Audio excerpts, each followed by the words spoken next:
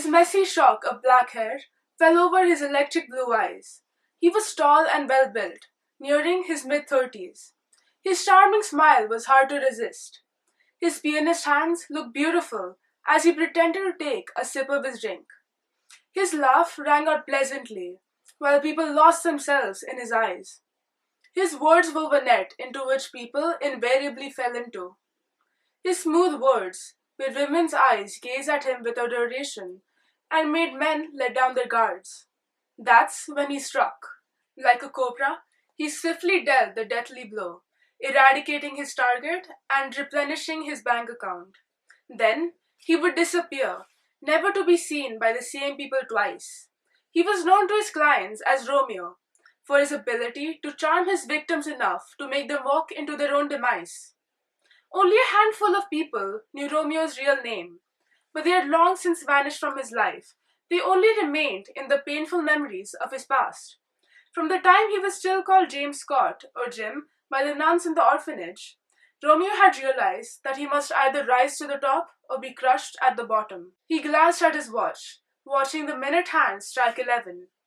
He started walking at his leisurely pace to a hotel at the end of the street. Romeo had accepted this assignment 2 weeks ago. 2 weeks were enough to plan for a top hitman. He did not hesitate to accept this assignment when Mr. Delfino told him his target. Mr. Delfino had been Romeo's client for over 8 years. He was a dangerous man who Romeo would never dare to cross. His hands were stained red with the blood of Mr. Delfino's enemies. Despite his weariness to work with him, Romeo could not resist the hearty fees that Mr. Delfino awarded him for his perfect executions. In addition, his target seemed like quite an easy kill. She was a woman who had rejected Mr. Delfino's brother. Therefore, she must be eliminated. Regardless of his thoughts on the matter, Romeo held his tongue and refrained from voicing whether he thought the kill was justified. Romeo had long since told himself never to drag emotions into his job. He did his work, and he did it well. He never dwelled on the deaths he was the cause of. He just grit his teeth, put on a smile, and carried on with his job. He had trailed the woman for a week. In the morning, she went to work as a lawyer in a law firm. She had lunch alone in a cafe next to her office building, and returned home around 7 in the evening. On weekends, she went to some bar and sat by herself, sipping a drink for about an hour and a half before returning home. She was often approached by hopeful males in the bar, but she would quickly dismiss them, rather icily. Romeo found himself becoming fascinated by her.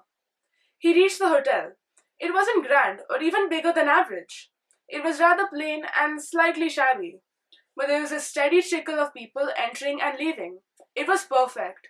No one would ask too many questions, leaving Romeo to do his work in peace. It was dimly lit, with music playing in the background, barely audible over the conversations.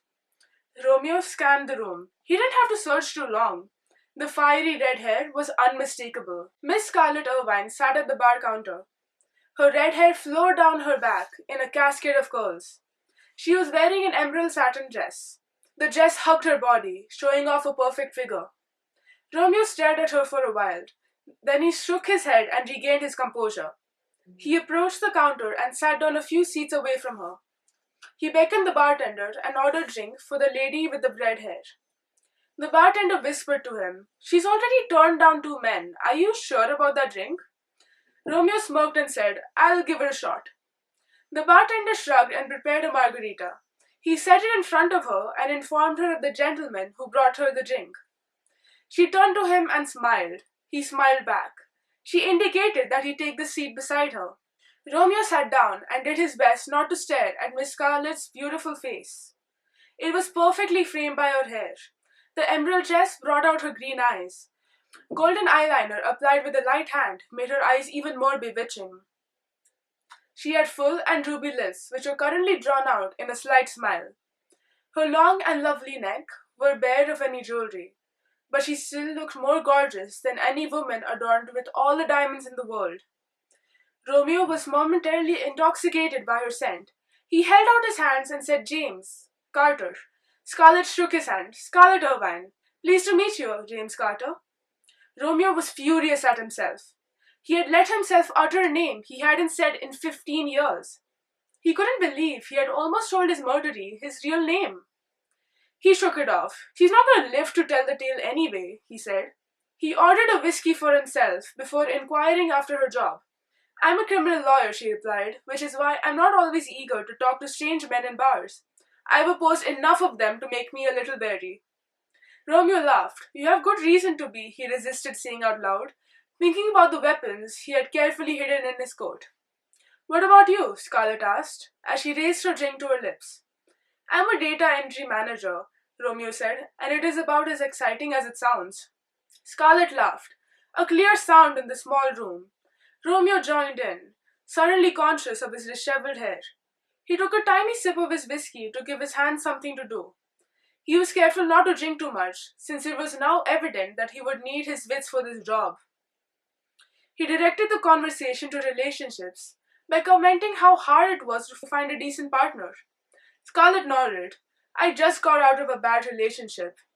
He was controlling and inconsiderate, and his family was quite different. I wouldn't be lying if I said I was a little scared of them.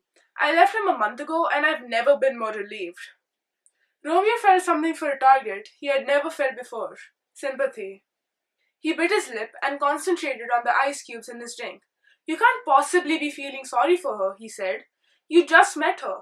He forced himself to remove the thought from his mind and smiled half-heartedly at her.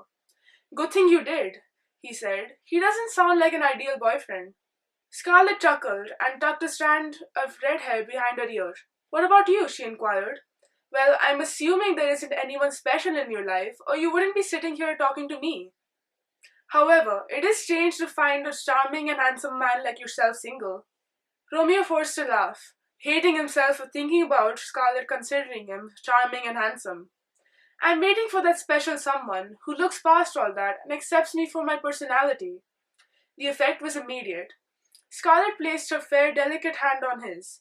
I'm certain you will find that someone for you. You may have met her already. Romeo seized the opportunity. Well, in that case, I suppose I must examine all possible candidates. Miss Scarlett Irvine, will you give me the pleasure of joining me for a stroll outside? Scarlett chuckled and nodded. Romeo stood up and offered her his arm. She took it graciously. She put on a long black coat with a silver clasp at her neck. They walked out of the bar, and Romeo stopped himself from snickering at the image of the bartender gaping after them. They stepped outside into the cool and crisp night, and Romeo led her in the direction of a garden. The stars were absent that night, but the moon was nearly full, and moonlight bathed Scarlett in a heavenly glow. The garden was almost empty, with a few of the homeless asleep on the benches. He took her to a corner, away from any witnesses. Scarlett bent down and examined a crimson rose, fully in bloom. Romeo silently contemplated his options. He rolled out guns immediately. They were much too large for a place like a garden. With hundreds of people around. A strong blow to the head would be effective, but it was possible that she would scream before he hit her again. He settled on a knife, a clean cut to the throat, preventing her from crying out. He dolefully thought about how painful it was, and decided he would stab her in the head after cutting her throat for a quick death. Scarlett turned to him. She slowly walked to him until they were so close that he could count the freckles on her nose, and just see the flecks of gold in her green eyes. She gently traced his jawline with her fingers, while he slowly brought her arms around her. She gently kissed him, and all thoughts of his assignment escaped Romeo's mind. But a split second later they returned, and he reached into his coat as she pulled away. Just as his fingers curled around the knife's blade, he started gagging. He gasped for air as his throat started to close. He clutched at his neck, tears now streaming down his cheeks as he fell to his knees. He glared at Scarlett as realization dawned on him. Panic overwhelmed him as he felt the walls closing in around him. His ribs heaved up and down but with no merit. Black spots appeared before his eyes, and soon he could barely see Scarlett. He keeled over, and soon his body went still. Scarlett pulled out a handkerchief from her coat. Carefully, she wiped the deadly poison from her lips. She called her client. The job is done. I expect full payment within the hour, Mr. Delfino. The scarlet arachnid, known as Juliet Brooks to the few members of her family, looked down almost woefully at Romeo. Maybe in another life, she thought sadly, as she slinked away into the night.